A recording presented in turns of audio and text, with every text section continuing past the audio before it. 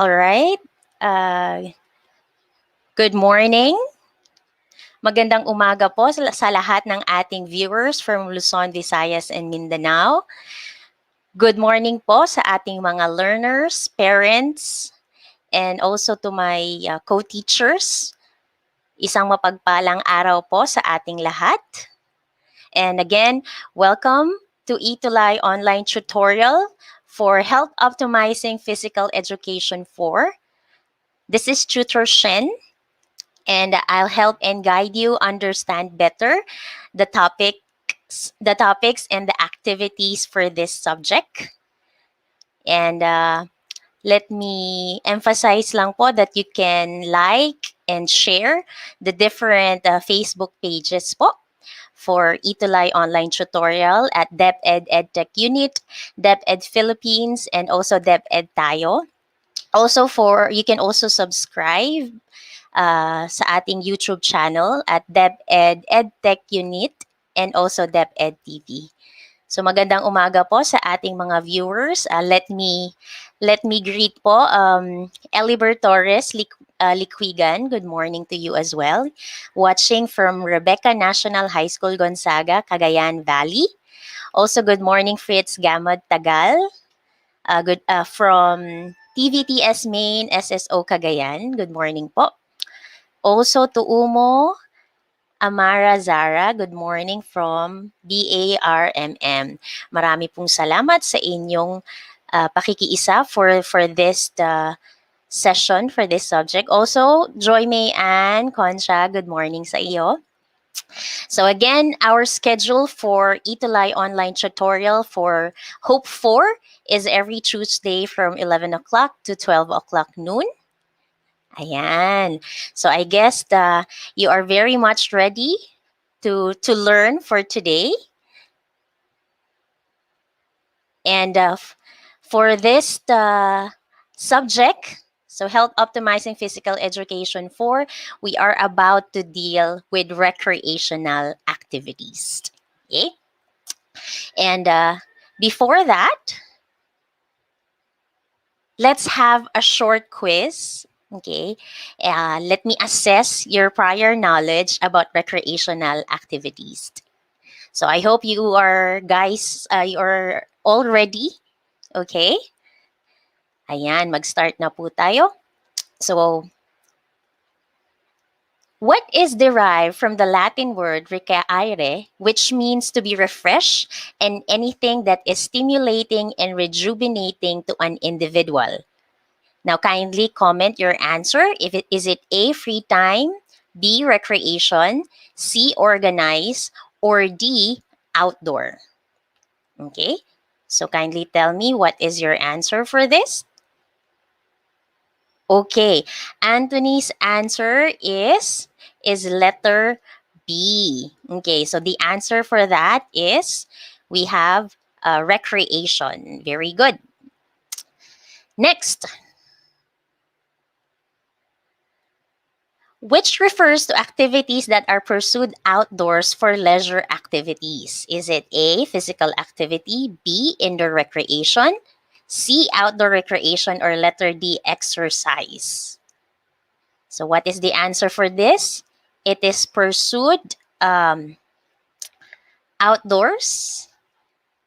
And your answer is? Okay, very good. The answer is letter C. Okay, it's all right. Okay, next. What is also known as lifestyle-related activities that consist of activities that raise your heart as if you were exercising for leisure activities?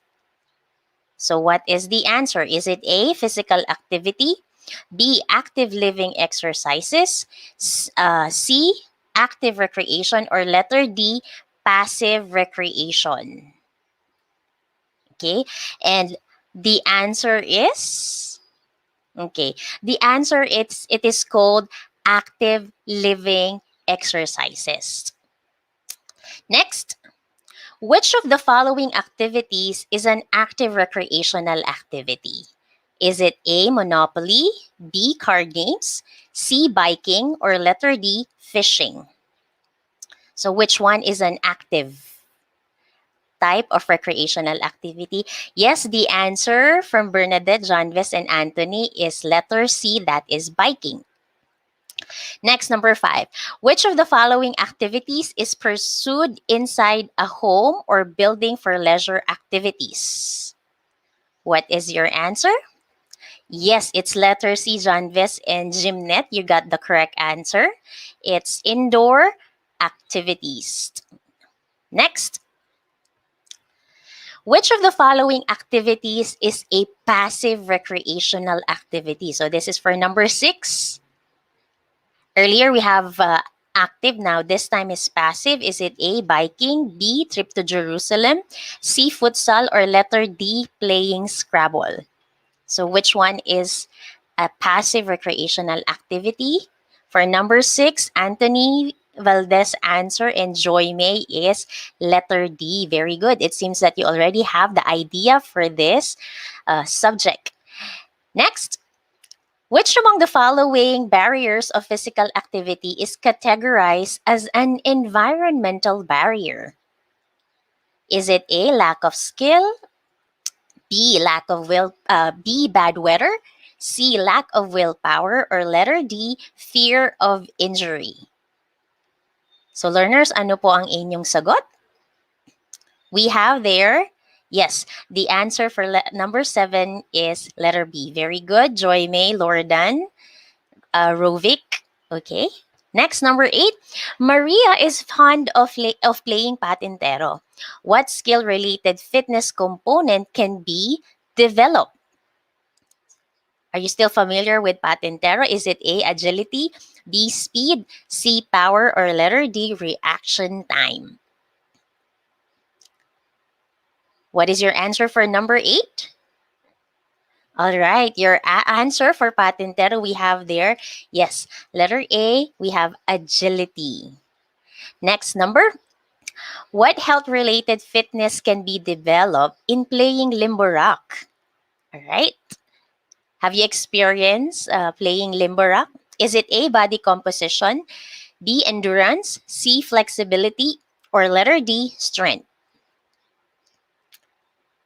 For limbo rock, yes, the answer, yes, Bernadette's answer is letter C, same with Rovic and Lordan and Michael Joyce. Okay, very good, students. And lastly, which of the following activities is not an indoor recreation? Okay, it is not an indoor recreation.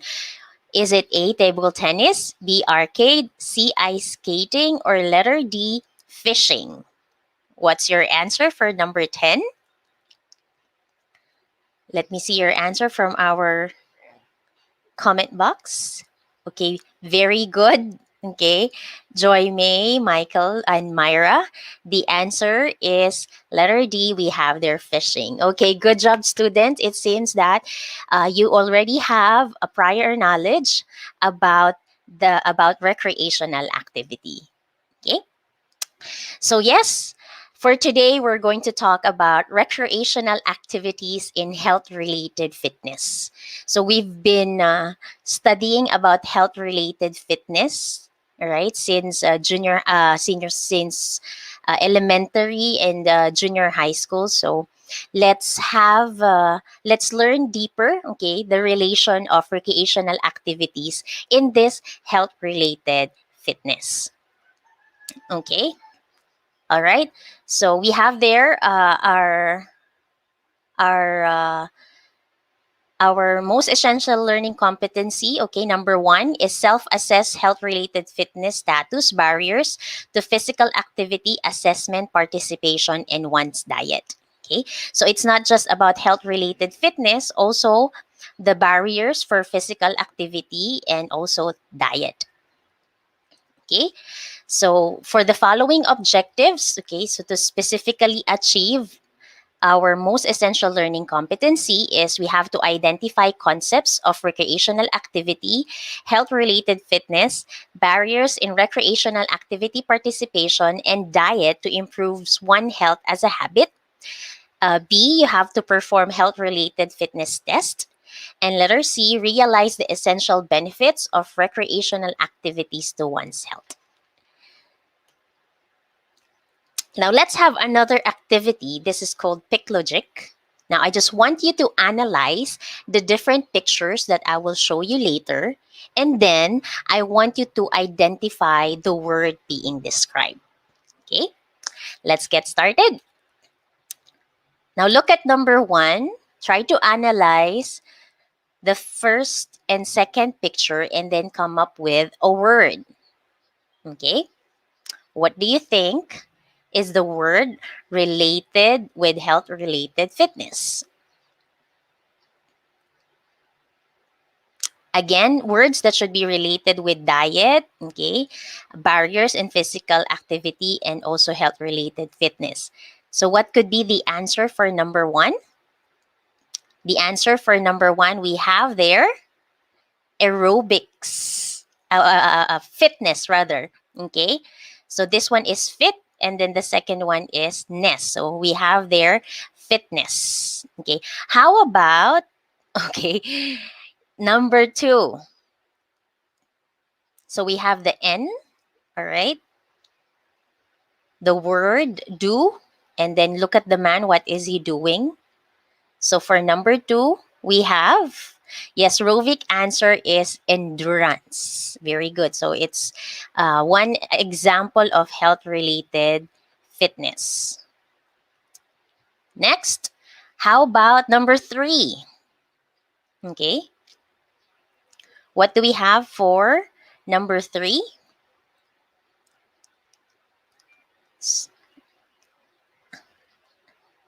Yes. Ang sabi, ito ay air, and then the man is rowing, and then beak. So we have there aerobics. Very good again, Rovic. Okay. Next, number 4. How about for number 4? What do we have for number 4? Okay, pahabol din ni Aljon tsaka ni Bernadette's answer for number 3 is aerobic. So how about number 4, students? What is the answer? The answer for number 4?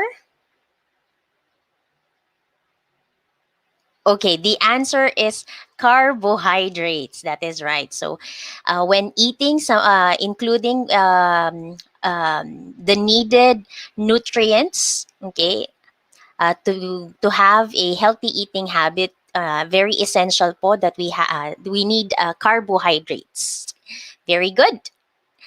So these are some of the words that we will deal more when it comes to health-related fitness, barriers, physical activity, and also healthy eating habits. So again nga, let's recall nga po, what are the health-related and skill-related fitness components? So this is a short recap lang po regarding our previous lessons. Can you recall ano-ano po ang ating mga health-related and skill-related fitness? Kindly type your answer in our comment box. So we can start with the health-related fitness component. Ano-ano po kaya iyon? Kindly mention, again, what are those health and skill-related fitness component? Okay?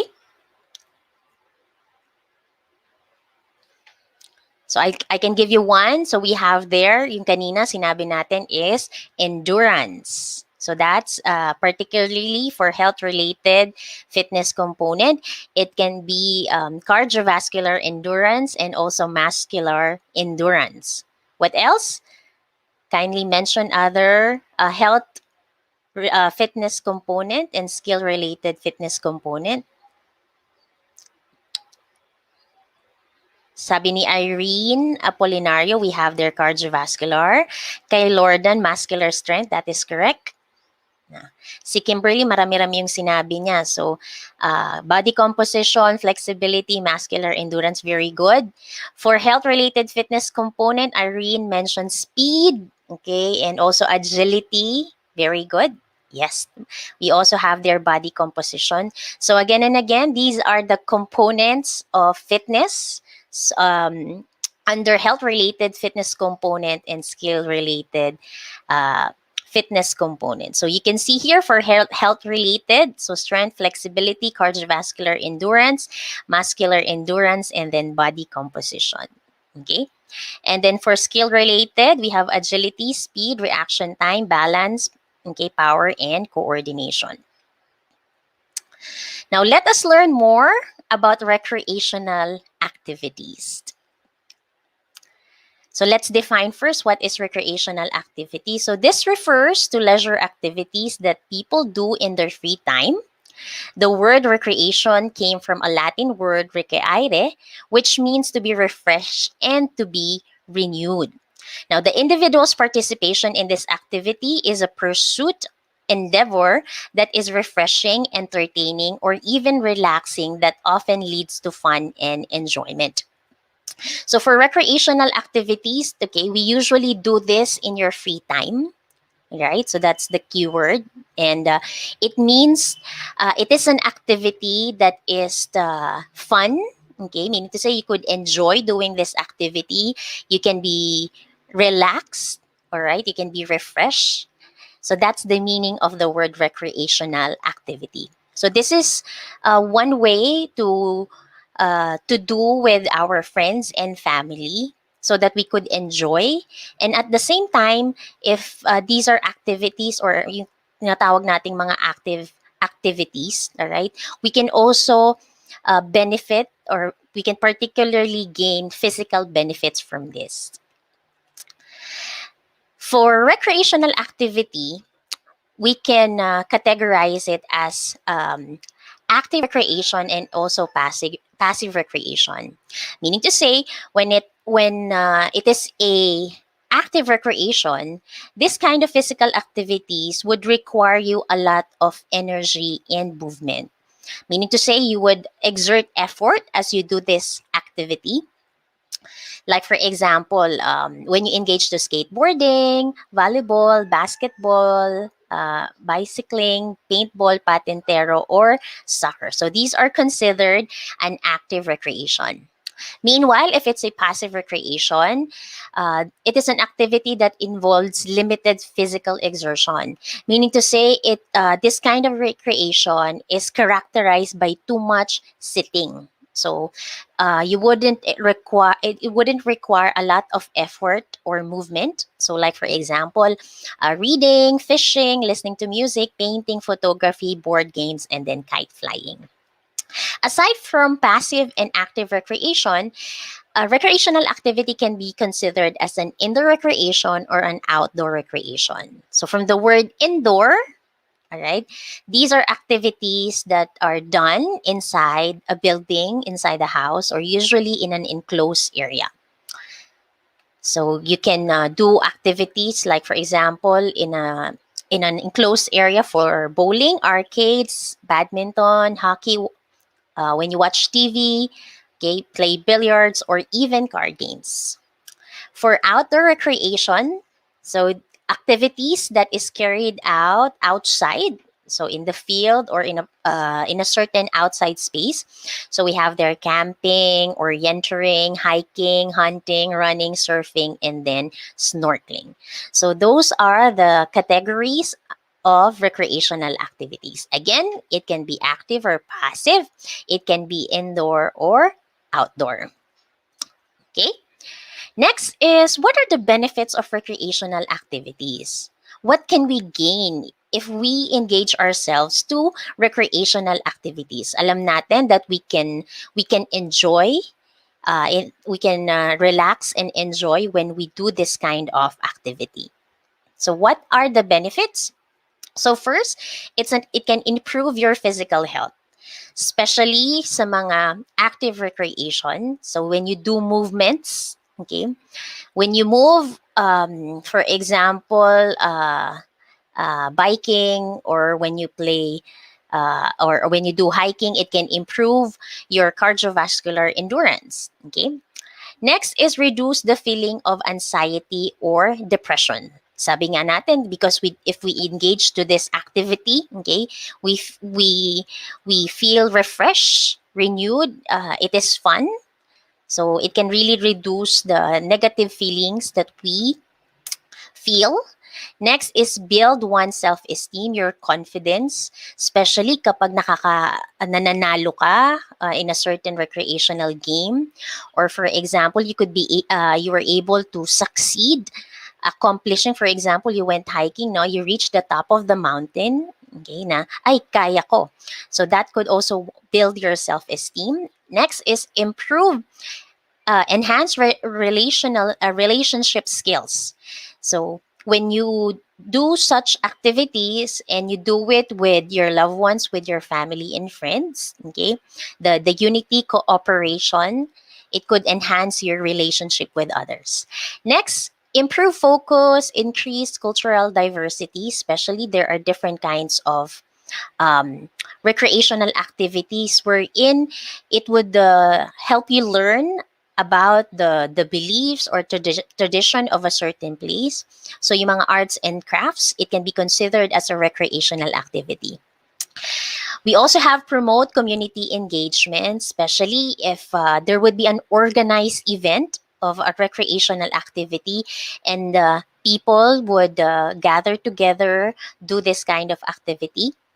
And lastly is develop holistic potential. So based on the following benefits, we can gain in the physical aspect, mental aspect, social aspect, all right? When we engage to recreational activities. So, hindi ka lang sumaya, maari ka pang you can achieve fitness, okay? So, definitely, ito yung sa holistic potential, ang pinaka objective is it can lead to attain fitness. Holistic, all right? So, physical, pwedeng mental, emotional, or social. Now, when it comes to health-related fitness component, you've mentioned this one already. Okay, so actually, it's just a sort of review since for your activity later on, okay, that you will be doing sa inyong mga bahay is a fitness test. So just remember, we have first the body composition. Okay, it includes again may formula tayo niya, no, para we have there sa BMI, but usually for body composition uh, it is about your weight, okay, your muscles, okay, your bones, yan po ang under body composition. So ano yung mga amount of fat ng bone, ng muscle, and even water sa ating katawan. Flexibility, again, it's the ability of your joints and muscles to be able to move in a wide range of motion. For cardiovascular endurance, ito naman yung ability ng ating heart, lungs, and blood vessels where it can deliver oxygen, okay, sa ating mga working muscles for a long period of time. We also have the muscular strength, okay. It's the ability of your muscles to be able to lift, okay, a certain object and move it in a maximum amount of force. And also we have there the muscular endurance. So this is the ability of your muscles to be able to work over a long period of time without undue fatigue. So that's for the health-related fitness component. Now we have the skill-related fitness component. We have there the speed, and it's the ability of your body to be able to move in a direction at a shortest possible time. We also have there the power. It's the ability of your muscles to exert a maximum amount of force in the quickest time. You also have their agility, wherein it's the ability of your body to move in different directions in a fast manner. We also have reaction time, ability of your body to move or respond quickly to a certain stimulus. We also have coordination. So It's the ability of your body to work together, okay, to perform a certain physical activity. And the last one is balance, wherein it is the ability of the body to maintain or control the body in a stationary or moving position. So again, I hope you were able to recall the health and skill-related fitness component. Now, what are the barriers to physical activities? What could be these barriers that prevent a certain person engage to a certain physical activity? We might have excuses, or this hinders us to perform physical activity. So we have there the personal and the environmental barriers. What are the examples of personal? So it's within you. Okay, maybe you are lacking of interest to engage to this physical activity, or maybe naman no, you have fear of injury. When you do this activity, you might this might result into strain, all right, or sprain. That's why you don't want to engage to physical activity. Or you're not enjoying, okay, when you engage to active recreational activities. Pwedeng ring yon.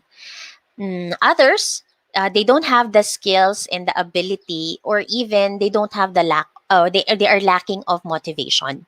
So these are examples of personal barriers. But I think understanding the benefits of recreational activities, trying things, okay, trying something new, where in fact we could benefit naman for this kind of physical activities. Why not engage ourselves, even though we have different personal barriers? Next, we have the environmental. So it's either lack of support or encouragement. Sometimes mas masaya if we do such activity na marami tayo. Okay? Kumbaga, nakakahawa ng energy, okay? Nakakahawa ng um, ng energy, ng active engagement, okay? If there are also people na nakikita mo, ay, they enjoy doing this, gawin ko rin kaya, all right? Some, maaaring you don't have the resources. That's why you cannot engage to this activity, or you're too busy with your module or your household chores. Then you don't have the time to engage to this activity. Sometimes, since we are encouraged to stay at home, okay, we just have a limited or maaaring there's no available physical activity area where we can do this physical activities. And lastly is the bad weather. So even though we want to go outside, isa na rin nga yan itong we have virus because of the pandemic. So this led us to not to be really active as we do activities, particularly outside, because we are encouraged to stay at home. But even though there are personal and environmental barriers, but I still hope that you can provide time to engage yourself to recreational activities, dahil sabi nga natin, marami tayong makukuhang benefits if we participate or engage to such recreational activities. And the last one, we're gonna talk about healthy eating habits. So, ang healthy eating habits, this refers to a healthy lifestyle of eating in a wide variety of food in its right amount to give nourishment to our body. It will provide energy you need to perform your tasks and keep you active throughout the day. So actually, napapag-aralan natin na yung Filipino Pyramid Food Guide for today's lifestyle, okay? Your daily eating choices. Okay? So it's very important that hindi lang tayo basta kumain ito, but we should ensure a healthy diet. Okay? So eating a healthy diet is all about, you can feel great, okay, because of the nutrients present to this. It can gives us energy. It can also improve our health. Okay. For some food, no, it can boost our mood. So, mas maganda kasi that we have this good nutrition, okay? And yung good nutrition, physical activity, and healthy body weight, pag sinabi nating healthy diet, okay? This is very essential para sa overall health at well-being ng isang tao. So for that, I hope you could remember this one. No, you eat a little when it comes to fats, oils, and then sugar.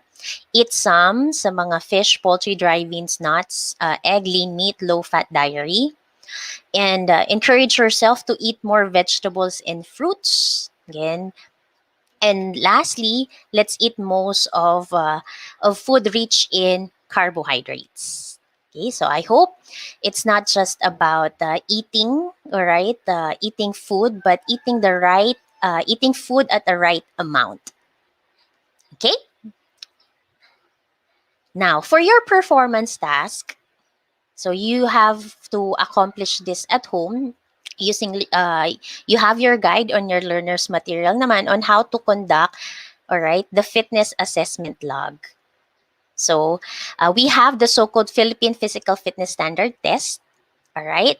And then you have to perform the health-related fitness component and skill-related fitness component. So in your learner's material, you can see there your physical fitness test scorecard.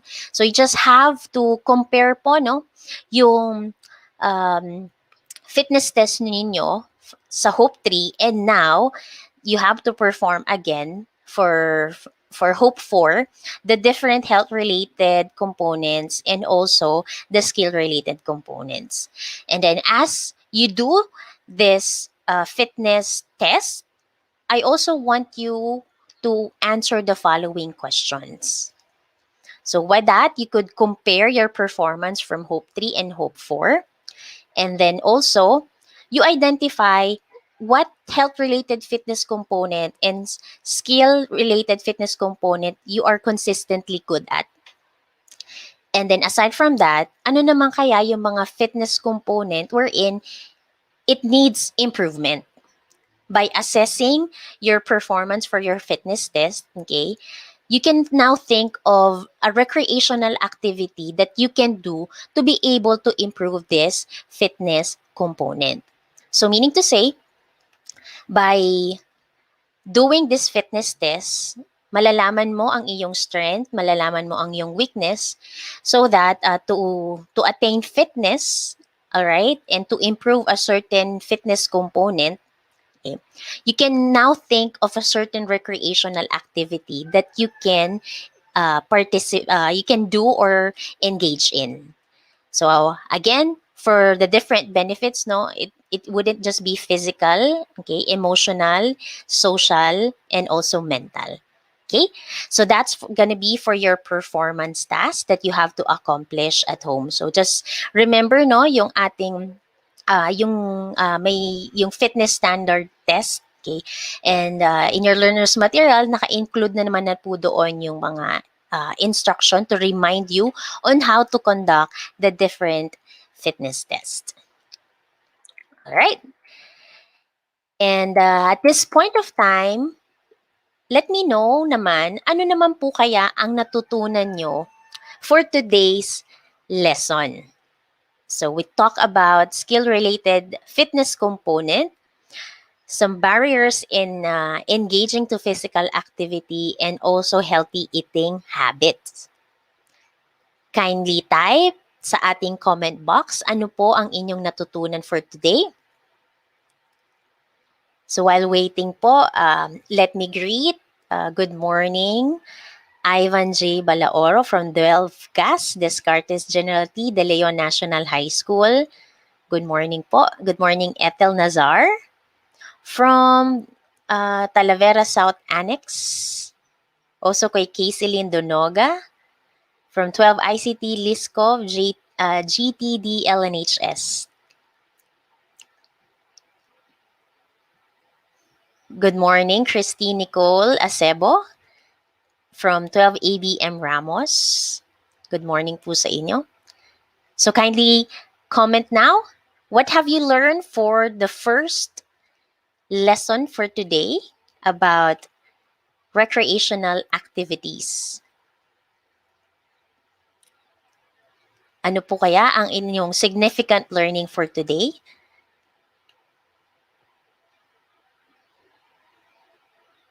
Okay, I've learned about the recreational activities, the different kinds of recreational activities and its benefits. Ayan, yan daw ang natutunan ni Hannah. How about the others po?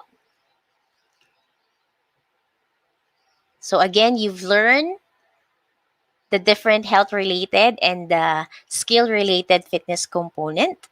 That's correct. And I hope you're gonna practice a healthy eating habit. Hindi lang basta eat lang ng eat. And I hope you could come up as well ng inyong plan, all right, with the different barriers as you engage to recreational activities. So, kung ito man ay environmental or personal. Thank you so much, students, for your participation today. And I hope you will remember the different health-related and skill-related fitness component, the barriers, and eating healthy habit. And then let me end po with this quotation. If you are losing your leisure, look out, you may be losing your soul. So I hope you would encourage yourself to have fun, even though we experience some negative situation, itong pandemic or stress or problems that you encounter in your daily lives. So please do not forget to enjoy life. Life is just short, students. Okay, so I hope we can we will pursue happiness while doing physical activities. Okay? Maraming salamat po sa pakikinig and for joining me para sa ating first topic sa ating Health Optimizing Physical Education 4. Once again, this is your Tutor Shen. Kita-kita po muli tayo next week. Marami pong salamat. Keep safe everybody and God bless.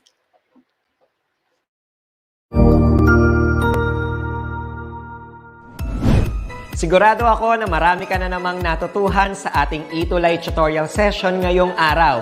Tandaan, ito ay hindi lamang para sa ating mga mag-aaral, kundi pati rin sa ating mga minamahal na guro at mga magulang na kaagapay natin para maituloy ang pagkatuto sa kabila ng nararanasang pandemya.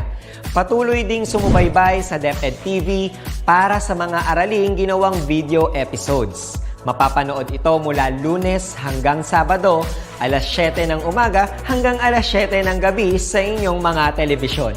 Abangan bukas mula 1:00 ng tanghali ang iba pang aralin sa ating ETUlay free online tutorial session sa Filipino. I-like and subscribe at manatiling nakasubaybay sa ating ETUlay tutorial session sa DepEd Edtech Unit FB page at Educational Technology Unit channel sa YouTube at sa DepEd Tayo at DepEd Philippines social media accounts. Paalam!